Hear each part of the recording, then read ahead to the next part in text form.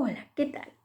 Hoy les voy a hablar de lo que es la trama, porque cuando nosotros hablamos de texto no podemos olvidarnos que también existe la trama. La trama es un modo de organizar o construir un texto, ¿sí? De esa manera nosotros podemos darle un formato, una forma en especial y le entregamos esa intencionalidad al texto para que cuando lo lea alguien, un receptor, pueda entender esta intencionalidad que le queremos dar. De acuerdo a la trama, es decir, a la forma que organicemos nuestro texto, vamos a tener que pensar qué palabras utilizamos, qué formato decidimos darle, de acuerdo a nuestra intención, ¿sí? Hay algo interesante que ustedes tienen que saber, ¿sí?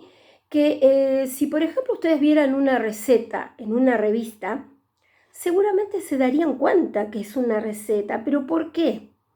Porque nosotros estamos acostumbrados a ver distintos formatos de textos diariamente. Lo que pasa es que por lo general quizá uno no se pone a reflexionar qué formato es este o qué quiere decir, no. Pero en lengua es que es nuestra materia, casualmente reflexionamos sobre ese tema. Dentro de las tramas, de acuerdo a la trama, los textos se pueden clasificar de ciertas maneras. Les quiero aclarar aparte que los textos se pueden clasificar de distintas formas. Hay muchas clasificaciones de texto de acuerdo a la intencionalidad o al propósito.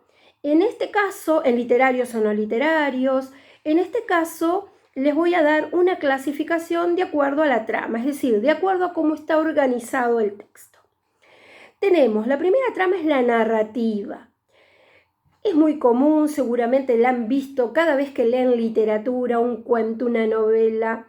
Están encontrando esta trama narrativa, que son aquellos que presentan hechos o acciones en una secuencia temporal, ¿sí? Ejemplos, cuentos, novelas, ¿sí? Luego tenemos el texto expositivo. El texto expositivo es el que tiene como objetivo informar. Y lo que hace el texto expositivo es brindar información y explicaciones, ¿sí? Explicaciones a través de una selección de recursos, ¿sí? Porque el texto expositivo utiliza muchos recursos. Puede ser definición, puede ser comparación, explicación, reformulación. Utiliza todo ese tipo de recursos. Ejemplos, un artículo de divulgación, una nota enciclopédica, ¿sí? Son materiales que pueden encontrar, o tipos textuales, mejor dicho, que pueden encontrar en cualquier manual de la escuela. Luego podemos hablar también que existen también, de acuerdo a la trama, textos descriptivos. Los textos descriptivos son aquellos que caracterizan un proceso, una persona o un objeto, ¿sí?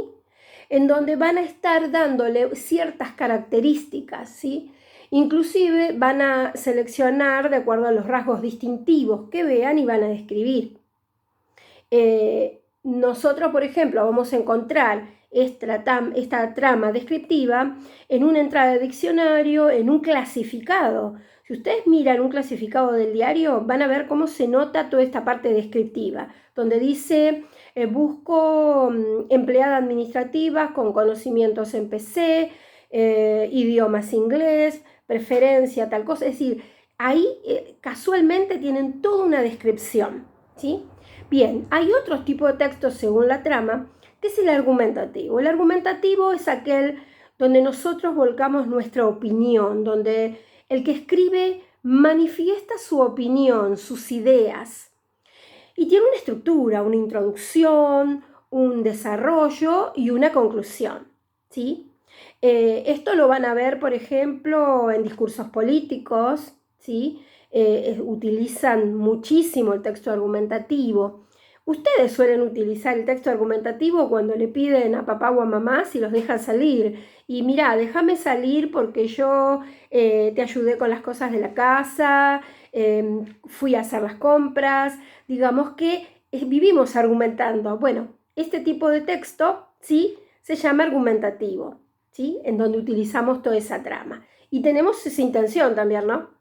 Después vamos a hablar de otro tipo textual, que es el texto dialogal o conversacional.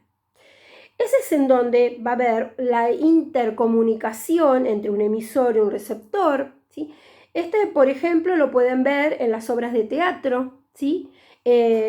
Historietas, inclusive hay un diálogo entre un personaje y otro, ¿sí? Que aparecen en las viñetas, ¿sí? Estas serían entonces los tipos de textos según su trama. Bueno, espero que lo hayan comprendido y nos vemos en la próxima clase.